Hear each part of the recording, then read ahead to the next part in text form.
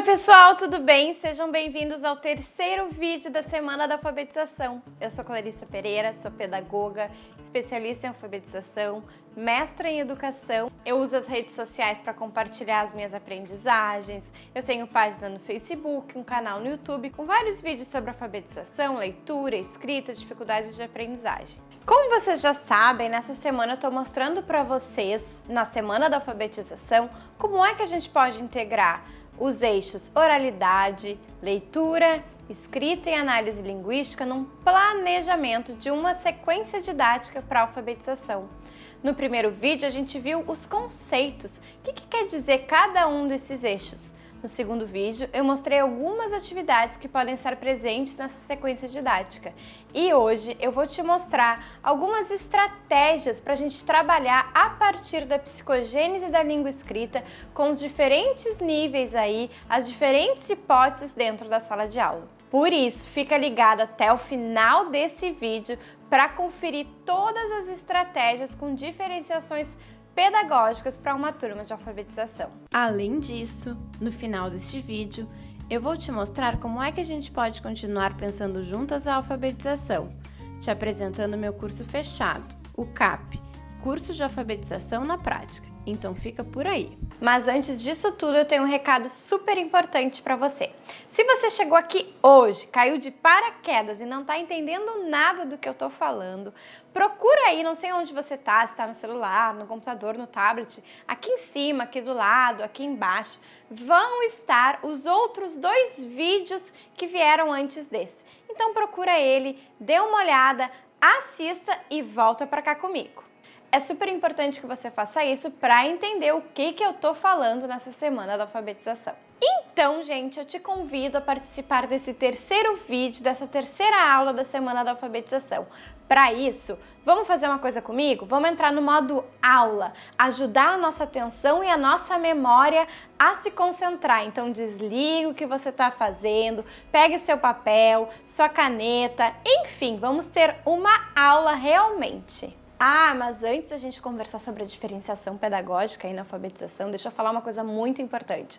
Eu tô muito feliz com os diversos recados, mensagens, comentários que vocês têm deixado aqui, falando que gostaram da nossa semana da alfabetização, que gostaram muito das atividades que eu propus. É isso, gente, que faz eu querer continuar. É esse apoio de vocês, esse compartilhamento que faz eu seguir adiante, que faz eu pensar a educação, que faz eu trazer todos esses vídeos, todos esses conteúdos para vocês. Eu agradeço mesmo, do fundo do meu coração. Gratidão. Vamos lá, então? Vamos começar a nossa aula? Pessoal, como promover estratégias diferenciadas no período de alfabetização? Aí vem todas aquelas nossas dificuldades. Como é que eu vou trabalhar com tantas crianças dentro da mesma sala? Como é que eu vou contemplar os diferentes níveis aí de hipóteses alfabéticas, silábica, alfabética? Ou ainda, como é que eu vou pensar nas crianças que têm mais dificuldades? Eu sei que tem todas essas perguntas e talvez sejam as mais recorrentes e também são da minha caminhada, não foram, também me acompanham, né? A gente tem que ter todo um planejamento pensado para todos os alunos, para contemplar cada uma das suas aprendizagens. Então eu trago aqui para vocês algumas ideias que a gente pode, de uma forma mais geral, é claro, tentar fazer isso. Trabalhar, gente, com a média da turma. Então fiquem tranquilos, tranquilas, sabendo que é impossível que todas as nossas atividades sejam diferenciadas. E aí eu tô falando das folhas, dos registros, né? Porque sim, a gente pode fazer diferença oralmente, nas intervenções, formulando boas perguntas, chamando as crianças em alguns momentos, outras em outros momentos. Isso também é trabalhar diferenciado. Então não se preocupem tanto em explorar todos os dias os grupos diferentes, não tem como. Então o que eu sugiro para vocês? Trabalhar com a média da turma. E para isso eu tenho que ter registro, eu tenho que ter sondagem, eu tenho que ter avaliação para saber por onde anda a maioria da minha turma. Aí os momentos mais assim, mais fortes, mais do horário nobre, a gente vai contemplar esses sujeitos. E nos outros momentos vamos pensar em todas as crianças, sim. Então, perguntas de intervenção nos momentos coletivos são super importantes. Atividades permanentes que não fazem parte do nosso projeto, da nossa sequência didática, por exemplo, a rotina, uma criança já pode escrever a rotina, ou outra pode te ajudar a escrever escrevendo somente a letra inicial, outra lê a rotina, outro risca aí pra gente o que já aconteceu, uma criança que já esteja um pouquinho mais avançada na leitura, isso eu vou fazendo trabalhos diferenciados. As chamadas, então, seleciono os nomes, conto o número de letras, identifico as letras iniciais, tenham lá os cartõezinhos com as chamadas, alguns podem identificar os nomes dos colegas, então tem que ter essa caixa, se pode, com os nomes da turma aí pra gente fazer várias explorações. Em alguns momentos, agrupar em diferentes grupos, por vezes por hipóteses, outras vezes por hipótese mais avançada, para colocar ali aquele conflito e fazer o colega avançar. Então, as próprias crianças podem se ajudar e fazer essa intervenção diferenciada. Quando eu coloco, por exemplo, uma criança pré-silábica com uma criança silábica alfabética, ela vai ajudar aquela criança a se dar conta. Só que, atenção, tem que ter um objetivo. Quando a gente divide as crianças em grupo, para a gente trabalhar a atenção, a gente tem que ter um objetivo, um foco. O que esse grupo tem que fazer? Trabalhar em grupo não é simplesmente sentar e cada um ter a sua folha. Não, é legal que seja um jogo, que tenha algum desafio, que seja uma gincana, para que eles possam manter, sustentar a atenção deles e juntos aí terem alguns desafios. Para isso, a gente também pode ter funções dentro do grupo, pessoal. Um pode ser o diretor, outro é o leitor, outro é o escriba. Fazer essas divisões aí dentro vai também estimulando as diferentes estratégias, diferentes formas de intervenção, tá bom? Então, não se preocupem. Perrenot já nos diz que a gente trabalhe com a média da turma, mas que a gente faça registros. Não sempre, não é sempre que a gente vai trabalhar com a média da turma, mas a gente vai trabalhar também individualmente em outros momentos, né? A gente pode chegar mais perto de uma criança que está precisando de uma atenção, ou faz uma exploração coletiva oralmente, sabendo que aquela exploração tem um recado, tem para quem ela vai ir, e aí já atinge algumas outras crianças. Retomar os trabalhos das crianças, então assim, se eles fizeram uma produção, a gente pede autorização para o aluno e aí faz cópia daquele trabalho para todas as crianças e vamos juntos retomando. A gente ajuda aquela criança, mas também outras crianças a se darem conta do ponto, da segmentação, da letra maiúscula. Então ficam aí algumas ideias. Agora a gente vai pensar na evolução da escrita, pensando na psicogênese da língua escrita, a importante pesquisa da Emília Ferreiro e da Ana Teberoski. Mas eu quero salientar que, acho que eu já falei isso desde o nosso primeiro vídeo aqui da Semana da Alfabetização. A alfabetização não se resume a dividir as crianças por hipóteses, gente. Depois de tudo isso que eu falei para vocês, tem momentos coletivos, na intervenção que a gente faz a diferença. É importante que ele seja mais um dos nossos procedimentos dentro da sala de aula. Também vai ter que ter diferenciação de leitura, diferenciação de análise linguística. Algumas crianças podem precisar mais da consciência fonêmica, enquanto outras estão desenvolvendo mais consciência de rimas e aliterações. O que eu quero dizer com isso é que não é um método, né? A psicogênese na língua escrita não é um método, mas é sim uma pesquisa que nos ajuda a compreender como está a aprendizagem da nossa criança. Isso é importante. E uma coisa mais importante que eu quero dizer para vocês é que, passando do nível 1 para o nível 2, nível 3, nível 4, nível 5, em que se chega na hipótese alfabética, não significa que o nosso aluno já está alfabetizado. Eu falei para vocês lá no primeiro vídeo que estar alfabetizado significa ler textos, escrever textos com autonomia. Então, o que a gente faz depois que eles chegam nessa hipótese? Vamos pensar sobre isso nesse vídeo também. Então, pessoal, relembrando, né? Convido vocês que assistam a live que eu fiz com a professora doutora Luciana Piccoli, que é super especialista em alfabetização, professora lá da Universidade Federal do Rio Grande do Sul, que tem um livro bem bacana sobre alfabetização. A gente fez uma live de 1 hora explicando cada um desses níveis, tá bom? Vocês podem, depois aí de verem esse vídeo, essa aula até o final, vocês podem assistir.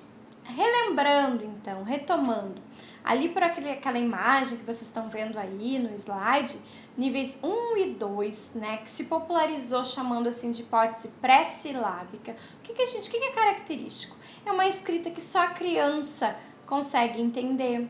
Ela ainda, por muitas vezes, não diferencia o desenho, né, a imagem da letra.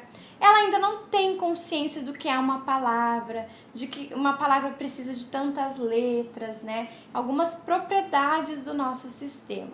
Então, assim, é uma escrita que só ela compreende, né? Uma escrita que por vezes pode ser só com desenho, às vezes pode usar letras aleatórias, mas que não tem nenhuma representação com a nossa pauta sonora.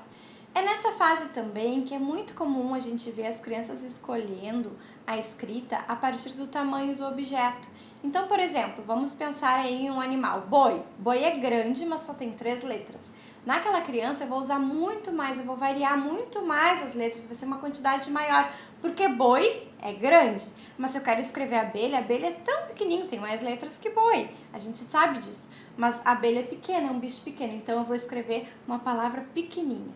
A minha associação não está na pauta sonora, eu tenho que desenvolver a consciência aí, a consciência fonêmica, a consciência fonológica, eu não faço a relação. Minha escrita não está pautada na consciência fonológica ainda. Outra característica comum é usar muito aí, como as crianças, algumas já estão mais apropriadas das letras do seu nome, ela vai variando as letras conforme as letras do seu nome também. E faz uma leitura global, ela consegue até nos dizer ali, por exemplo, ó, vocês estão vendo ali pirulito, ela vai dizer que ele está escrito pirulito, pão, sorvete, mas se a gente for fazer essa leitura, um outro, né, um adulto, não vai conseguir compreender. Então, eu vou apresentar para vocês uma proposta de atividade que a gente pode fazer diferenciada, uma proposta simples que vocês podem começar a aplicar hoje. E se vocês já aplicam outras, escreve nos comentários aí para mim, tá bom? Bom, eu vou apresentar para vocês um jogo da memória, na qual tem a imagem de um personagem lá do livro do Guilherme Augusto Araújo Fernandes, que a gente está trabalhando essa semana. Eu já apresentei várias atividades dessa sequência, vocês viram no vídeo anterior e também receberam por e-mail algumas propostas. Essa proposta é bem específica para os níveis, tá bom, gente? Então, assim, o que a gente vai fazer nesse jogo da memória, que tem a imagem, que tem palavras, letras ou sílabas, para cada um dos alunos, para cada grupo de alunos? Duas questões aqui precisam ser retomadas. Primeiro, se a gente vai dividir a turma nos grupos, que elas apresentam as suas hipóteses, eu tenho que ter um registro disso. Eu tenho que saber por onde os meus alunos andam. Não é simplesmente a gente chegar e separar as crianças aleatoriamente. Não, nesse momento eu tenho uma intenção, que é separar eles por níveis para fazer esse jogo.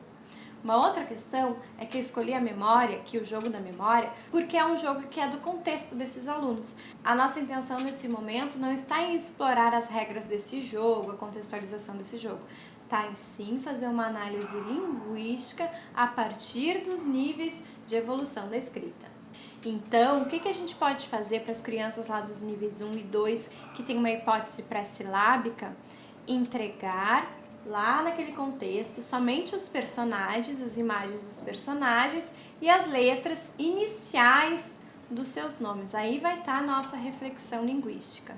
Então, essa é uma ideia que a gente pode fazer. Depois a gente pode entregar também uma folha com esses nomes dos personagens, sistematizar, ou eles podem usar as próprias peças do jogo para fazerem a sistematização, colar isso no caderno, tentar fazer o restante da escrita. Enfim, são várias possibilidades. Mas o que eu quero dizer aqui é que a gente vai ter que trabalhar com essa consciência da letra inicial. Bom, gente, aí a gente chega no nível 3, que ficou conhecido como hipótese silábica, né? Mais conhecido pelo nome da hipótese. O que acontece aqui? A gente pode ter duas dimensões, que é o silábico com valor sonoro, o silábico sem valor sonoro. Né? Então, assim, em algum momento, a criança que já faz uma associação de valor sonoro, ela já está relacionando um pouco mais adiante, um pouco mais de forma mais avançada, que aquelas sílabas representam um som específico e consegue identificar que som é esse. Por vezes, aqui também tem um conflito da questão da leitura global da palavra. Então, assim, eu já conheço a palavra abelha, por exemplo. Aí eu não represento somente qual que eu escuto mais, que é a vogal. Eu sei que tem que ter um B ali, eu entro num conflito porque eu já vi essa palavra.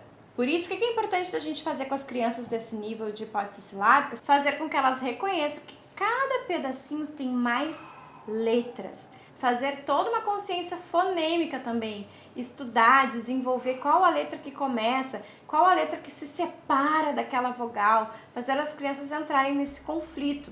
É legal nesse momento também a gente dar atividades que tenham, por exemplo, a palavra esteja separada em 3 pedaços de sílabas, mas também com os números de letrinhas ali. Fazer aquelas palavras, quantas vezes eu abro a boca, mas quantas vezes eu uso o lápis, enfim.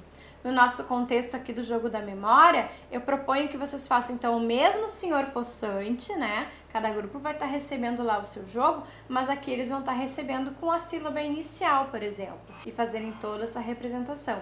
Também, nesse nível, a gente faz o registro, a gente faz outras sílabas, pode trabalhar com as sílabas do meio, a sílaba final, enfim. Tem várias variações aí que a gente pode estar fazendo. É importante da gente dizer que esse nível, às vezes, é o mais constante, que as crianças ficam mais tempo e mais seguras. Tipo assim, cheguei, é assim que se escreve. Por isso que a gente tem que provocar e fazer muita intervenção. Bom, então a gente chega nos níveis 4 e 5, que a gente conhece aí pelas hipóteses silábica alfabética e alfabética. Por que eu agrupei esses dois níveis e por que a gente vai ver eles muito agrupados em alguns estudos? Porque muitos autores consideram que o nível 4 ele não representa um nível, mas sim uma condição transitória, que por vezes a criança já está quase alfabética, mas às vezes a sua escrita vai aparecer só silábica. Em alguns trabalhos está todo silábico, o outro já está alfabético, então ele está no momento transitório. E aí o que a gente pode ver? A criança já faz uma associação alfabética, então ali a gente vê, olha só, foca, elefante, zebra, e aí a gente vê já uma dificuldade ali ortográfica de nasalização no elefante, né, capivara, iguana, e a frase toda aglutinada, olha só, a zebra está de pijama. Por isso, eu já comecei a aula falando isso, sobre a questão do alfabético alfabetizado. É aí que agora está o nosso investimento, na ortografia, na separação das palavras, no reconhecimento cada vez maior dessas irregularidades do nosso alfabeto. Todas essas questões, então, vão estar sendo trabalhadas nesses dois níveis. Então, como que pode ser a nossa proposta do nosso jogo de memória? A palavra inteira, né? Então, a gente tem lá o senhor possante e trabalha com toda a palavra para as crianças fazerem aí o agrupamento no jogo da memória. Claro que aqui é só uma possibilidade, mas a gente pode também trabalhar com a questão lá com os alfabéticos de separação da frase, de organização de alguma frase, pode ser a frase inteira, a rima do senhor possante, enfim, também tem outras possibilidades. É importante, então, depois dessas dicas, essas estratégias, que a gente pense o quanto é importante a gente planejar, o quanto é importante a gente pensar como vão ser as nossas estratégias, né? Não é simplesmente a gente chegar e dizer, faz a palavra, faz a sílaba, faz a letra. Não, tem toda uma estratégia, tem o nosso protagonismo de professor, que precisa estar sempre estudando, se atualizando para pensar essas estratégias. Com muito cuidado e atenção, sim, para as diferenças, mas sabendo que a gente pode trabalhar coletivamente fazendo intervenções diferenciadas, que eu já falei bastante para vocês.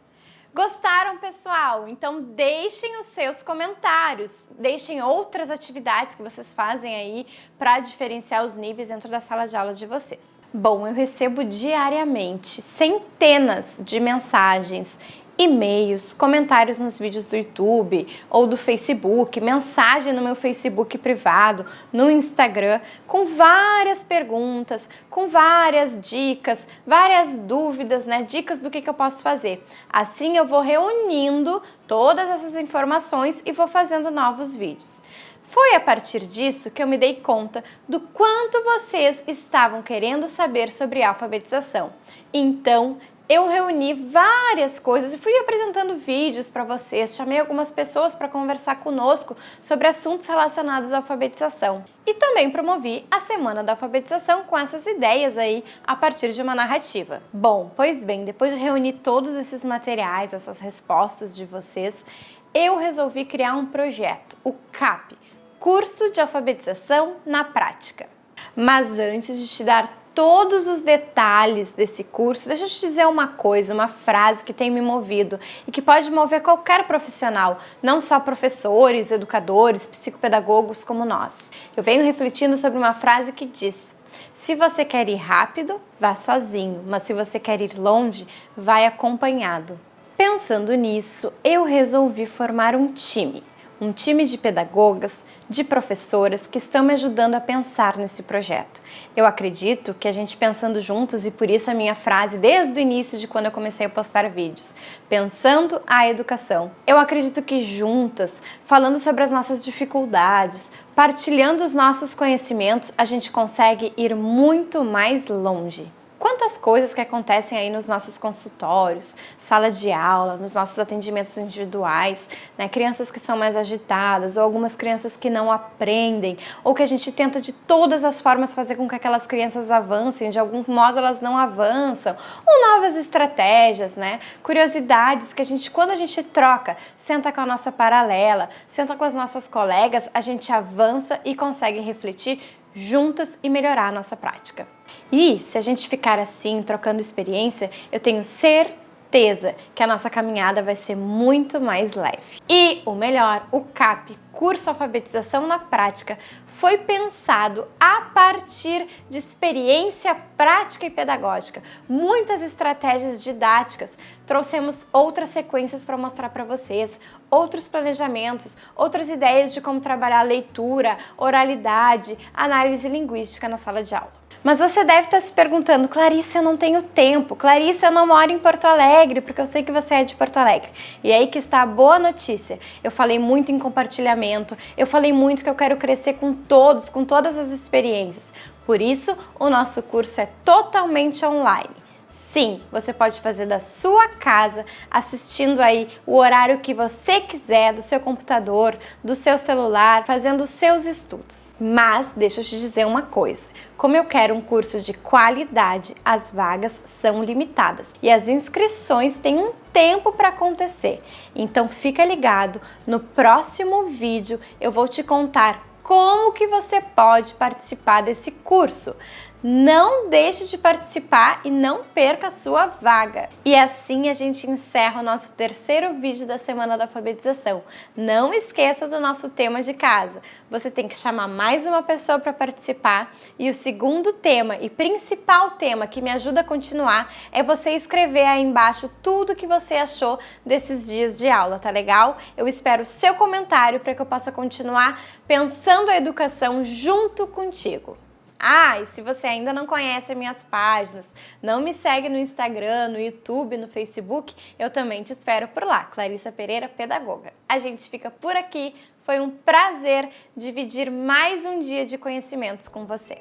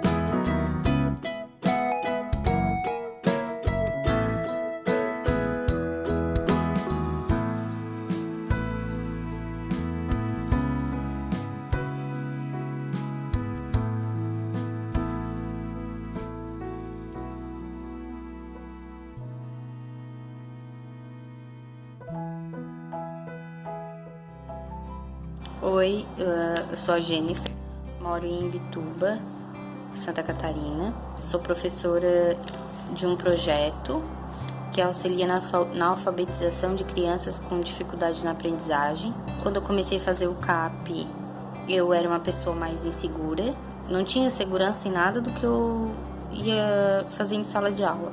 Hoje eu consigo planejar minhas aulas com mais segurança, consigo diversificar os meus conteúdos. Super recomendo o curso CAP. A professora Clarissa mostra o que a gente pode fazer para melhorar, o caminho que a gente deve seguir. Pela simplicidade dela, dando os cursos, os eixos abordados são de uma qualidade maravilhosa. Muitas dúvidas que eu tinha, insegurança, medo, eu consegui, assim, não tenho mais. Me sinto segura em tudo que eu vou fazer. graças ao curso. Então eu vou ler aqui um pouquinho, porque eu escrevi algumas coisinhas. Agradeço muito a professora Clarissa por ela ser tão simples e nos explicar, nos mostrar o caminho. O curso me ajudou a enriquecer mais ainda o meu trabalho. Os conteúdos são maravilhosos, as atividades então nem se fala. A maioria eu coloquei em prática em sala. Aproveitei muito, muito mesmo. Então eu agradeço muito. Agradeço mesmo.